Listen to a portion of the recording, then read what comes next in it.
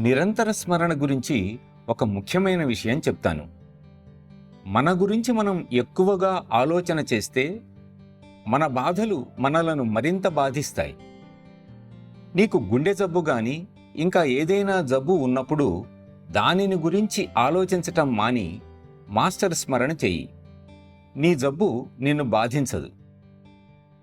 బాబూజీ మాట్లాడుతూ ఉంటే ఎవరైనా మీరెలా మాట్లాడుతున్నారు, మీకు తీవ్రమైన కడుపు నొప్పి ఉంది కదా అని అంటే, అవును నిజమే, నువ్వు గుర్తు చేశావు, ఇదిగో ఇప్పుడు ఆ నొప్పి తెలుస్తోంది అనేవారు. ఆయన ఎప్పుడూ లాలాజీ గారి స్మరణలో ఉండేవారు. అందుకనే ఆయన ఏ శారీరక బాధనైనా తేలికగా అనుభవించగలిగేవారు.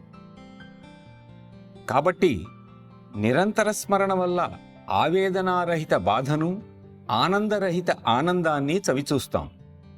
వాటి ఎరుక కూడా మనకు ఉండదు.